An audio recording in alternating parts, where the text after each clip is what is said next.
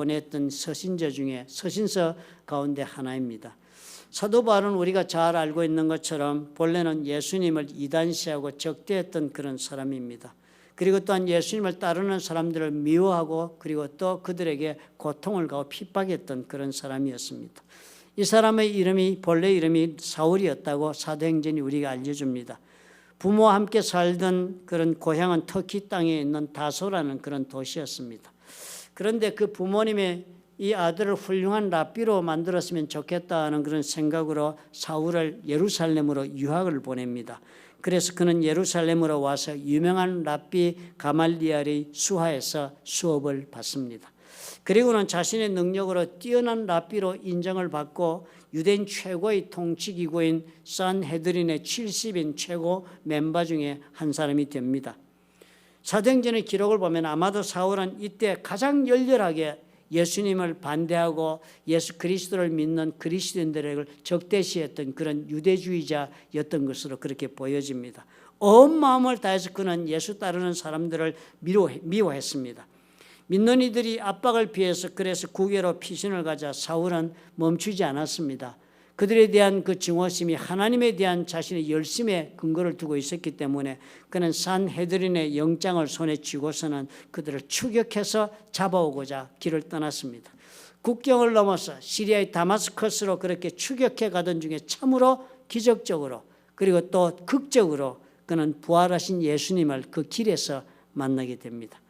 충격을 받은 사울은 그 후에 다시 예루살렘으로 돌아가지 않습니다. 그는 그곳에서 곧장 아라비아 광야로 들어가서 3년을 보냅니다. 그 들어갔던 곳이 지금의 요르단 땅 지경인 나바티안 아라비아 지역이라고 그렇게 알려져 있습니다. 그렇게 3년을 보낸 후에 사울은 다시 돌아와서 바나바의 도움을 입어서 이방인 교회인 터키 땅에 있는 안디옥 교회에서 사역을 시작을 합니다. 그리고 그 후에 사울은 예수 그리스도께서 계시해 주시는 그 계시를 따라서 선교의 길에 들어가서 이방 땅에 복음을 전하고 교회를 세우는 길에 나서서 그 삶을 다 투신을 합니다. 그리고 이제는 그런 바울이 그 생애의 마지막을 맞기 위해 로마의 감옥에 그렇게 갇혀 있는 자리에서 이 편지를 쓴 것입니다. 이런 바울이 아마도 추정하고 있는데 그때 감옥에 있던 나이가 60 혹은 62이었을 것으로 그렇게 추정이 됩니다. 그런 나이에 이제 그 나이 또래가 나이가 되었으니까 이제 나이도 정말 마지막 부분에 그렇게 그 나이 또래는 그 당시는 그랬을 것입니다. 그렇게 임했고 또 자신의 처지가 감옥에 갇혔으니까 앞길을 예측할 수가 없는 자리였고 또 본인이 감지하고 있는 대로 두 번 다시는 에베소 교회와 성도들을 대할 수 없다는 것을 분명히 알고 그래서 그런 입장과 감정 속에서 이 글을 쓴 것입니다. 바울의 마음이 얼마나 애틋했겠습니까? 이 에베소 교회를 위해서 바울이 얼마나 수고했는가는 사도행전에 자세히 기록이 되어 있습니다. 아마도 그는 교회를 생각하면서 이제 내가 저들을 다시 만날 기회도 없고 다시 또 주의 말씀에 관한 또 말씀도 증거할 수도 없겠다 하는 생각이 드니까 이것만은 내가 꼭 다시 한번 확인해 줘야겠다 하는 것을 아마 이 편지에 적었을 것입니다. 아마도 그가 알고 있는 에베소 교회 그 성도들의 삶을 머릿속에 그는 떠올려 가면서 성령의 간도하심을 따라 이런 성도들의 이런 삶이니까 이 말씀이 꼭 저들에게는 필요하다. 이 말씀을 저들은 평생 가슴에 품고 신앙생활을 해야만 승리할 수 있다는 그런 마음의 확신에 차서 아마 이 당부를 에베소서에 적었을 것입니다.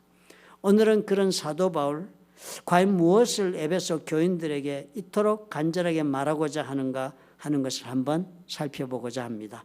아마도 그런 심정에서 바울이 전한 그런 말씀이라면 오늘 교회를 다니고 있는 우리들에게도 대단히 필요한 그런 말씀이 될 것이 분명하기 때문입니다. 바울은 첫 번째 이렇게 표현을 합니다. 나는 깨달은 비밀이 있다 그랬습니다. 나는 그리스도의 비밀을 깨달아 알고 있다 그렇게 말을 합니다. 에베소서 3장 2절과 5절을 다시 한번 보십시다. 너희를 위하여 내게 주신 하나님의 그 은혜의 경륜을 너희가 들었을 터이라. 곧 계시로 내게 비밀을 알게 하신 것은 내가 먼저 간단히 기록한 것 같으니 그것을 읽으면 내가 그리스도의 비밀을 깨달은 것을 너희가 알 수 있으리라. 이제 그의 거룩한 사도들과 선지자들에게 성령으로 나타내신 것 같이 다른 세대에서는 사람의 아들들에게 알리지 아니하셨다. 하나님께서 바울을 깨닫게, 새로운 것을 깨닫게 하기 위해 계시를 주셨다는 것입니다. 하나님이 누구에게나 계시를 주는 것은 아니지 않아요. 직접적 계시를 바울에게 준 것입니다. 그래서 바울은 이전의 사람들, 즉 이스라엘 그 천년의 역사를 진행해 오시는 동안 하나님께서 수많은 선지자들을 보내시고 그렇게 하신 하나님께서 그 선지자들과 이스라엘 사람들에게는 이때까지는 비밀로 해오셨던 일들을 이제 나에게 하나님 계시하시고 그 비밀을 알게 해주셨다. 지금 바울이 그렇게 이야기를 합니다. 아무도 몰랐다는 거예요, 이제까지. 그런데 지금 나에게 알게 하셨다. 그러니까 이 비밀은 대단히 엄청난 그런 내용인 것이 분명하겠습니다. 하나님께서 아브라함과 모세와 그 많은 이스라엘의 백성들에게는 그 파란만장한 역사를 저들이 살아오게 하셨잖아요. 그랬지만 그동안에도 그렇게 정말 수우여곡절을 겪으면서 살아오게 한 그 백성들에게도 알려주시지 않았던 비밀, 덮어서 열어보이지 않으셨던 비밀이 있었다 하는 것입니다. 그런데 그 비밀을 지금 어떻게 해요? 확 덮었던 보자기를 벗기면서 바울에게 보여주었다. 바울이 지금 그렇게 고백을 합니다. 그 비밀에 관한 구절이 지금 에베소서 3장 6절에 이렇게 적습니다. 그 비밀은 이런 것이라고 합니다. 이는 그랬으니까요.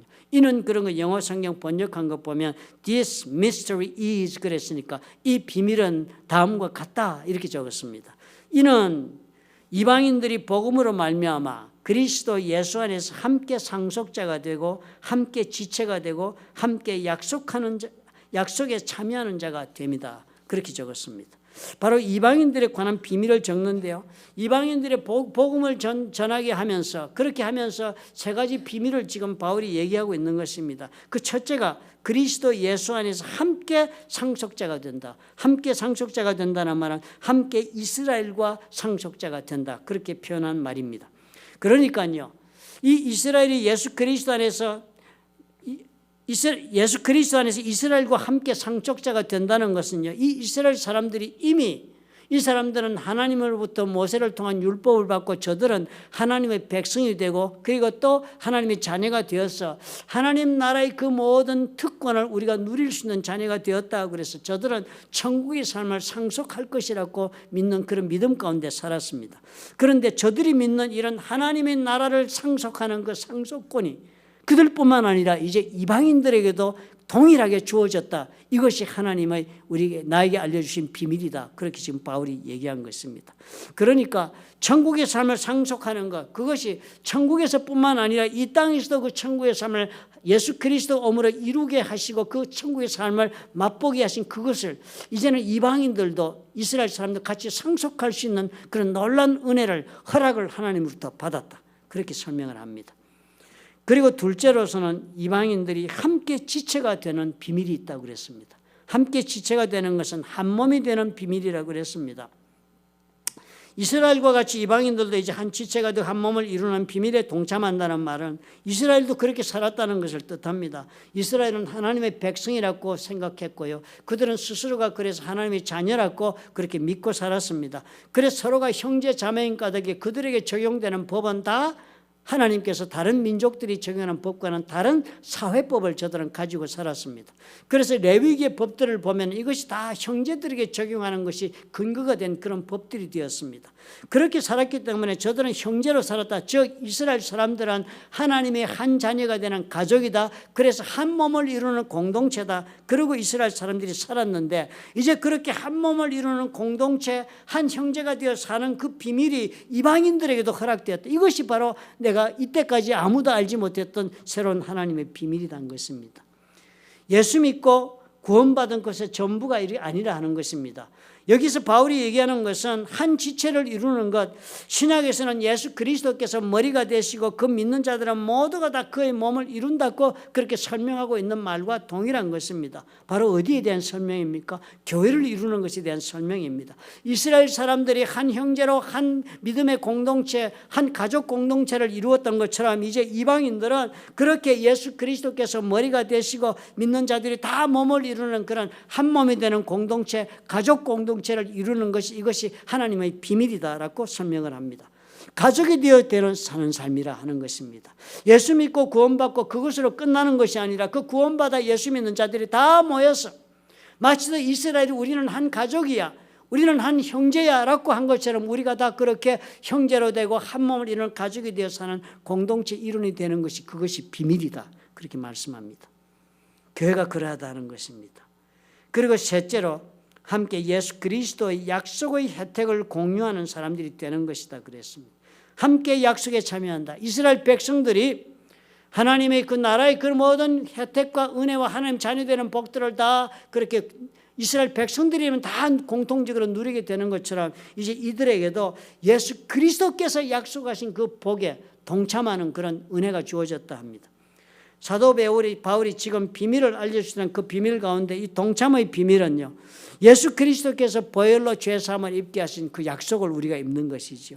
또 약속을 입어서 그 예수 그리스도의 보혈로 구함을 받은 사람들 하나님의 자녀가 되고, 또 하나님의 자녀가 될 뿐만 아니라 세상으로 우리가 보냄을 받으면 하나님의 보호하심을 입어서 예수 그리스도께서 보내신 것처럼 우리도 사명을 감당할 것이라는 것이 예수 그리스도께서 가지고 계신 약속이 아닙니까? 그 약속에 우리가 다 동참하는 자들이 된다는 것입니다. 그것이 이때까지 아무도 몰랐던 비밀이다 그랬습니다. 이방인들이 복음 듣고 교회를 이루고는요, 온갖 하나님의 은혜와 축복을 공유하게 된 그 비밀을 말하는 것입니다. 이제까지는 하나님께서 덮어두셔가지고 그 누구도 무엇인지를 알지 못했던 것을 이제 하나님께서 그 보자기를 확 펼치면서 우리에게 그 비밀을 드러내 보여주셨다. 그 실체가 이제 우리 눈에 보이는데 가만히 보니까 이 세 가지가 다 무엇을 얘기하고 있습니까? 교회를 이야기하고 있습니다. 우리가 알고 있는 교회는 이런 세 가지 비밀이 있다라고 지금 바울이 에베소 교인들에게 지금 말해주고 있는 것입니다. 그 비밀이 뭐라고 이야기했습니까? 쉬운 말로 예수를 믿어 우리가 교회 일원이 되어서 예수 그리스도께서 교회에 대하여 약속하신 그 모든 것을 공유하는데 조건이 딴 것이 아니라 가족처럼 공동체를 이루면 그 안에 이 모든 일이 일어나는 비밀이 들어있다라고 바울이 지금 말하고 있는 것입니다. 이 깨달음이 있었기 때문에 바울은요, 온 힘을 다해서 온 천지를 다니면서 교회를 세우고자 그렇게 노력했습니다. 바울은 가는 곳마다 말씀 전하고 예수 믿게 만드는 것이 목적이 아니고 말씀 전하고 예수 믿어 교회 일원이 되게 하고 교회를 세우고 그리고 그 교회가 또 복음을 전하게 만드는 것이 그의 목적이었습니다. 이 비밀을 알았기 때문에 그는 교회의 목숨을 걸었습니다.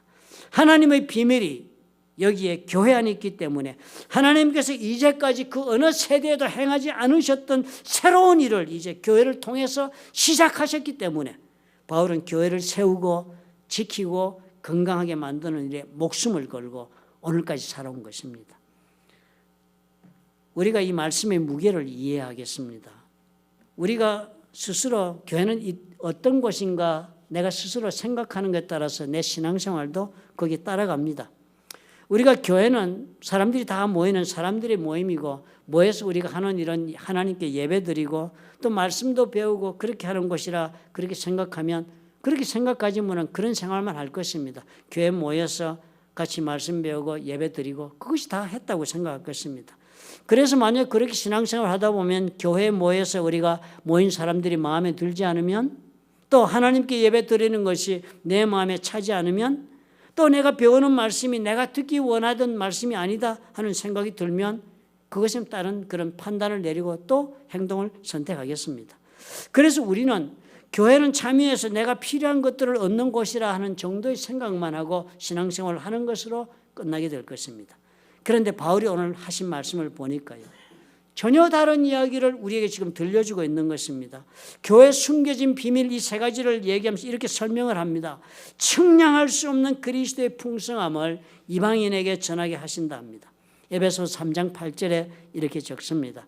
모든 성도 중에 지극히 작은 자보다 더 작은 나에게 이 은혜를 주신 것은 측량할 수 없는 그리스도의 풍성함을 이방인에게 전하게 하신다. 측량할 수 없는 그리스도의 풍성함을 교회 일원이 된 성도들에게 알게 해 주시려고 하나님께서 은혜를 주셨다는 것입니다. 측량할 수 없는 그리스도의 풍성함이라는 것은 너무나도 풍성함이 커서 우리가 측정할 수 없다는 그런 표현입니다. 이 어떤 풍성함이 그리스도 안에 있는지를 교회를 통해서 전하겠다고 말씀합니다. 교회를 통해서 예수 그리스도를 아는 삶을 살아서 그래서 우리가 누리게 되는 엄청난 풍요로움이 있다. 이것이 이때까지 아무도 알지 못했던 비밀이다. 그렇게 말씀을 합니다. 성도가 되었어요. 우리는 하나님의 자녀가 되는 엄청난 영적인 신분상의 변화를 겪습니다. 그래서 이제는 세상에 살면서도 세상의 사람이 아닌 하나님의 자녀만이 누릴 수 있는 특권을 허락받아 삽니다. 그렇게 사는 우리 하나님의 자녀가 되었을 때 골로새서 2장 3절에는 그런 우리를 이렇게 적습니다. 그리스도 안에 감추어진 지혜와 지식의 모든 보화를 우리가 누리게 된다는 것입니다.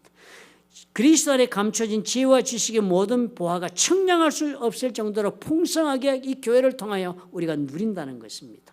또 베드로후서 1장 3절에 이렇게 적습니다. 그의 신기한 능력으로 생명과 경건에 속한 모든 것을 풍성하게 알게 하시는 은혜를 또한 우리가 입는다는 것입니다. 우리가 교회를 다니면서 이것을 얻는다고 바울이 지금 가르쳐주고 있는 것입니다. 무엇보다 우리는 그리스도 안에 감춰진 지혜와 지식의 모든 보화를 교회를 통해서 어떻게 해요? 깨우치고 배우고 그리고 또 알고 사는 은혜를 우리가 누리게 됩니다. 교회 다니면서 말씀 가운데 우리가 배우는 것이 이것이 아니었습니까? 우리가 말씀 배우고 나니까 이때까지 알지 못하던 세계가 열리지 않았습니까? 비로소 말씀을 배우다 보니까 우리가 하나님이 어떤 분이신지 알게 되고 그 하나님이 지금 우리 삶에 어떻게 역사하고 계신지도 알게 되니까 우리가 어떻게 살면 우리가 하나님의 은혜를 입는지도 알게 되게 해서 우리의 영적인 눈이 열립니다. 하나님을 알고 나니까 그 다음에 우리 인생이 보이기 시작하고 우리가 또 세상을 이해하기 시작하는 그런 놀라운 지혜와 지식을 또한 우리가 얻게 되는 것입니다. 교회에 다니기 전과 교회 나와서 말씀 배우고 나서 내가 얼마나 변화해 있었습니까? 그리고 또 그리스도의 신기한 능력으로 생명에 관한 모든 것, 경건에 속한 모든 것을 우리가 누린다고 합니다. 교회 다니면서 우리는 세상에서 얻지 못하는 생명의 힘을 얻습니다. 절망 가운데 있던 영혼들이 교회를 들어와서 새로운 삶의 소망을 가지고 변화된 역사는 한둘이 아닐 것입니다. 우리 온 성도님들이 참으로 절망과 그리고 또 좌절 가운데 있다가 교회 와서 말씀과 기도와 성령의 은혜를 입고서는 새로운 소망 가운데 인생을 일어서서 개척하고 성공적으로 이루어 나가는 삶을 누리는 사람이 얼마나 많습니까? 좌절하고 낙심하고 절망 가운데 생명이 마치도 없는 자 같은 그런 처지에 처한 자들도 교회를 통해서 놀라운 생명을 얻는 것 우리가 다 경험해 보았을 것입니다. 경건에 속한 모든 것들 교회를 통해서 우리가 얻습니다. 예수 그리스도를 닮아가는 거룩한 삶의 길을 우리가 어디에서 배우고 연습하고 실천할 수가 있겠습니까? 교회에 이런 비밀이 있다. 우리가 교회를 다니면서 이런 풍성한 은혜를 우리가 누릴 수 있다라고 지금 사도 바울이 우리에게 그 비밀이 바로 이것이다 라고 말씀합니다. 로스앤젤레스 타임스, LA 타임스에 오래전에 났던 기사라고 합니다. 한 나이 많은 노인과 그 부인의 아파트에서 죽은 채로 발견이 됐습니다. 그런 사건이 종종 있지 않아요? 그래서 검시관이 검시를 해보았습니다. 두 사람 다 사인이 극심한 영양실조로 죽은 것으로 판명이 됐습니다. 그래서 그 극심한 영양실조 노부부니까 아마 가난하고 찌들어지게 그렇게 살다가 이렇게 되었다라고 생각을 했습니다. 그래서 그 아파트를 다 청소를 하는데 그 검시관들이 다 치우다가 벽장 안에서 종이봉투를 발견했는데요. 그 종이봉투를 열어보니까 그 안에 놀랍게도 4만 불이나 되는 현금이 들어있었던 것입니다. 이 영양실조로 그렇게 돌아가신 이 두 분께서는요. 이 정도의 돈을 가지고 있는 풍성한 삶을 살 수 있는 자원을 다 가지고 있었던 분이었습니다. 그럼에도 불구하고 얼마나 가난하게 찌들게 살았으면 극심한 영양실조로 이렇게 부부가 사망했겠습니까? 이게 말이 되는 일입니까? 왜 이렇게 살고 말았는지 참으로 어리석었다. 우리는 아마 그렇게 말할 것입니다. 1916년에 죽은 미국의 유명한 미국 역사상 가장 지독한 구두쇠로 기록되어 있는 여자가 한 사람이 있습니다. 그 사람의 이름이 해티 그린이라고 합니다. 그런데 이 여자가 죽을 때 남긴 재산이 그 당시 1916년대 그 당시로 그 사람이 그 해티 그린이 남긴 재산이 100 밀리언 그러니까 약 1억 불 정도의 재산을 남기고 죽었습니다. 그런데 지금으로 따지면 이게 어마어마한 액수 아닙니까? 그런데 이 여자가 얼마나 구두쇠였는지 얼마나 가난하게 살았고 얼마나 검소하고 구두쇠답게 살았는지요. 아침에 차가운 오트밀을 아침 식사로 먹었답니다. 그 물 데리는 데 드는 경비를 전략하느라고 그게 아까워서 돈을 아끼며 사느라고 찬 오트밀만 평생을 먹고 살았답니다. 아들이 어느 날 심하게 다리를 다쳤답니다. 사고를 당해가지고. 그런데 그 엄마가 이 아들이 다친 그 다리를 치료를 해야 되는데 어디에서 공짜로 치료해 주는 데가 있을 것이라고 찾느라고 시간을 다 보내고 세월을 보낸 바람에 아들의 다리에 염증이 도져가지고 결국에는 그 다리를 절단하고 말았답니다. 결국 이 사람이요, 자기 스스로도 나중에 나이가 들어가면서 홀밀크, 그 당시에는 이 탈주 기름을 뺀 우유가 홀밀크보다 값이 좀 쌌던 모양입니다. 탈주가 건강에 좋으냐 홀밀크가 좋으냐 하고 그렇게 논쟁을 벌이는 것을 듣고서는 홀밀크 값이 싸니까 그것을 건강에 좋다 하고 그것만 먹겠다고 고집을 피웠습니다. 그러다가 결국은 이 사람도 뇌졸중에 걸려가지고 자신의 죽음을 재촉하고 말았다고 합니다. 남들의 얘기 같죠? 그런데 가만히 생각해보면 어떻게 해요? 우리 중에도 이 사람들처럼 이렇게 영적으로 피폐하고 가난하고 그래서 정말 구두쇠처럼 그렇게 살아가고 있는 사람이 없지 않나 하는 것입니다. 우리 교회를 통하여 온갖 풍성함이 하나님 주시겠다는 그 비밀이 이 교회 안에 있는데도 불구하고 우리 삶을 생각하지 못했던 그런 부유하고 풍성하게 사는 길이 여기에 다 주어져 있는데도 불구하고 우리는 전혀 그것을 모른 채 살아가고 있는 것이 아닌가 하는 것입니다. 정작 예수를 믿는다 하면서도 우리는 영적으로 메마르고 가난하게 영양실조에 걸려 살고 있지 않는가 하는 두려움이 있습니다. 사단에게 농락당하고 살고요. 스스로 그래서 염려하고 좌절에 빠지고 그리고 언제나 삶의 수준을 낮추고 우울함에 빠지고 그래서 슬픈 인생을 살고 있는 성도들이 없는가 하는 것입니다. 오늘 바울이 말하고 있는 것이 하나님의 비밀이 여기에 있었다. 이제 그 비밀이 교회를 통하여 이렇게 우리 가운데 풍성함으로 드러나고 있다 하는 이 말씀을 흘려듣지 말아야 할 것입니다. 신앙생활을 그저 구원받아 천국 가는 것이 전부라는 그런 생각에 빠지지 말아야 하겠습니다. 하나님께서는 어떻게 우리 모두에게 이 땅에 사는 동안에도 보냄심을 받은 이 삶을 사는데 충분하도록 풍성하도록 주님께서 측량할 수 없는 은혜를 부어주고자 지금 그 비밀스러운 주님의 그 법의 함을 지금 우리 앞에 열고 계신 것입니다. 사도 바울은 이것을 알았기 때문이에요. 이 하나님의 비밀을 이방인에게조차 그리스도 예수를 믿기만 하면 교회를 통하여 준다는 이 비밀을 알았기 때문에 감옥에 갇혀서조차도 침묵할 수가 없었습니다. 그는 펜을 들어 성도들이 이 글을 쓴 것입니다. 그리고선 자신의 인생길도 나는 이래서 이 길을 간다라고 이렇게 고백합니다. 교회를 통해서 하나님의 그 비밀과 풍성함을 세상에 전하기 위해서 나는 이렇게 일꾼이 되었다는 말을 3장 7절에 이렇게 적습니다. 이 복음을 위하여 그의 능력이 역사하시는 대로 내게 주신 하나님의 은혜의 선물을 따라 내가 일꾼이 되었다. 그래서 그 일꾼으로 일하다가 바울은 감옥에 갇힌 것입니다. 감옥에 있는 바울이 전한 이 말씀을 우리가 꼭 기억합시다. 그냥 바울이 다니면서 좋은 시절에 만나 하나님 말씀 전한 것이 아니라 이것만은 내가 이 마지막이라도 꼭 성도들에게 알려서 교회 생활 이대로 하도록 인도해야 하겠다 하는 생각에서 굳이 들려주고 있다는 사실을 우리가 귀중하게 합시다. 그래서 바울이 이렇게 당부를 합니다. 3장 12절에 우리가 그 안에서 그를 믿음으로 말미암아 담대함과 확신을 가지고 하나님께 나아감을 얻느니라. 예수님 안에서 예수 믿는 그 믿음으로 하나님 앞에 담대하게 확신을 가지고 나가면 나머지는 다 주께서 하신다고 지금 말씀합니다. 나가기만 해라. 하나님께 그렇게 나아가기만 해라. 풍성한 삶을 살아야 하는데 그것이 바로 나가기만 하면 주어질 수 있다라고 말씀합니다. 성도 여러분, 올해 한 해를 우리가 살아오시면서 삶의 여러 가지 문제 가운데서 여러분 어떤 신앙생활을 선택하시며 살아오셨습니까? 풍성한 인생을 그래서 삶은 비록 빼앗기고 어려움이 있고 고통이 있었지만 교회를 통하여 풍성한 신앙생활을 통해 내 삶이 풍성해졌습니까? 아니면 교회 속에 그런 하나님의 예비한 비밀스러운 풍성함이 있었음에도 불구하고 영양실조로 죽은 노부부처럼 그렇게 메마른 교회 생활을 아직도 하고 계십니까? 바울이 말한 대로 교회에는 지금 우리가 알지 못한 비밀이 지금 들어 있습니다. 하나님께서 비밀스럽게 간직해 두셨다가 지금 드러내 보여주시는 풍성한 삶의 비밀이 저와 여러분 앞에 펼쳐지기 시작한 것입니다. 이 바울의 말씀을 믿음으로 순전하게 받아들일 수 있기를 바랍니다. 그래서 예수께서 머리가 되신 교회의 지체가 되는 일에 우리가 다 마음을 열고 우리가 다 한 몸을 이루는 가족 공동체 만드는 일에 여러분 진심으로 동참해 주시기를 부탁을 드립니다. 몸의 한 부분을 이루듯이 교회 지체가 되려면 우리는 서로가 서로의 삶을 연결해야 되고 서로가 서로의 생명을 공유하고 나눌 수 있는 그런 관계를 우리가 맺어야만 합니다. 그렇게 하려면 어떻게 해야 합니까? 시간을 내어 만나줘야 하고 시간을 내어 함께 예배드리고 함께 인생도 나누고 마음도 열고 우리가 서로가 서로의 삶을 알아가며 위해가며 그렇게 형제처럼 부모처럼 우리 관계 맺는 일을 시작을 해야 합니다.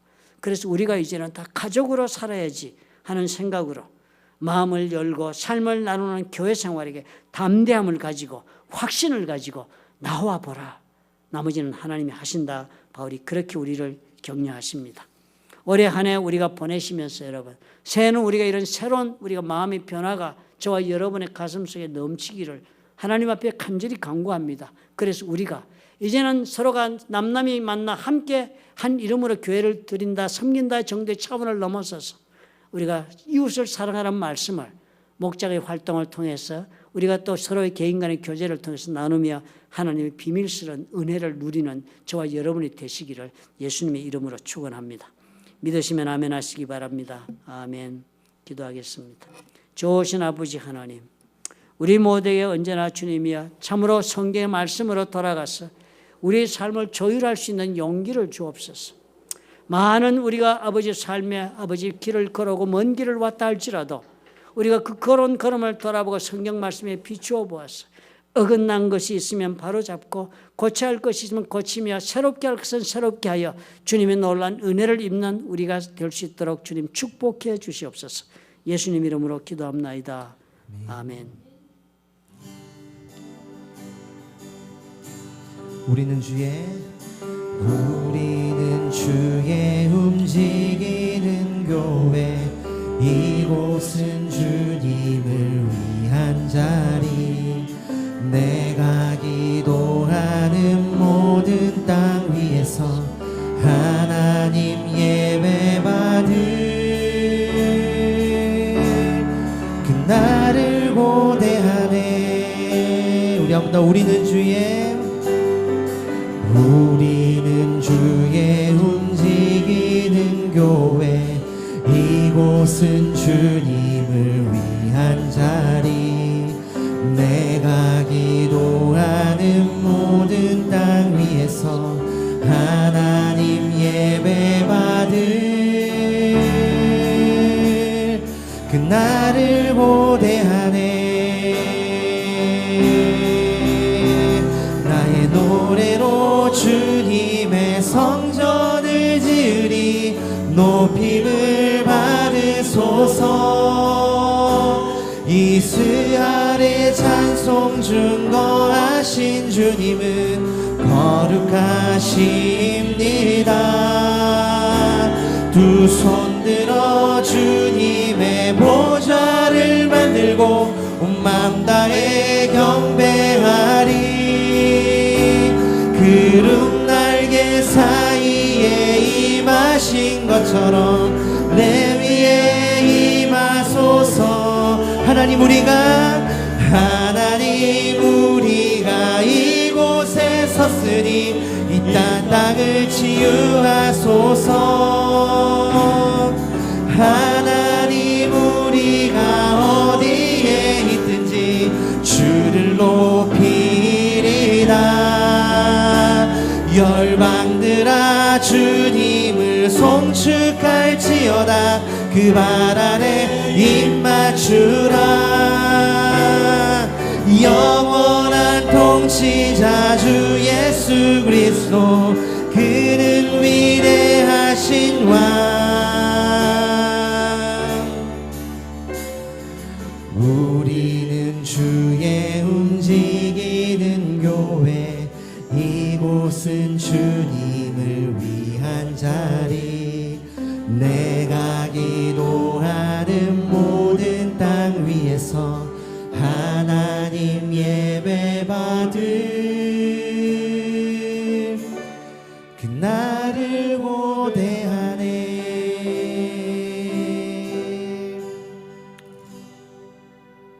사랑의 하나님 아버지, 이제 우리가 새해를 맞으면서 우리의 마음을 새롭게 하도록 주님 은혜를 베풀어 주옵소서. 이전처럼 살아오던 방법대로 살지 아니하고 새해는 새롭게 하나님의 말씀을 따라 아버지 앞에 주님의 걸음을 걸을 수 있도록 주님 도와주옵소서. 또한 우리 모두에게 담대함과 자유함을 허락해 주옵소서. 얽매이지 말게 하시고 주의 말씀을 따라 마음에 도전받고 심령의 아버지의 감동이 있는 것을 따라서 용감하게 담대하게 아버지 일어설 수 있는 우리가 될 수 있도록 하나님께서 역사하여 주옵소서.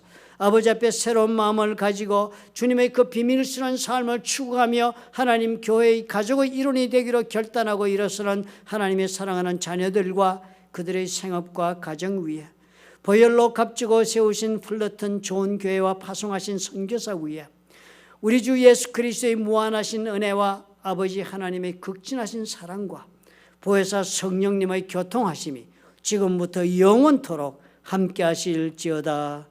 아멘.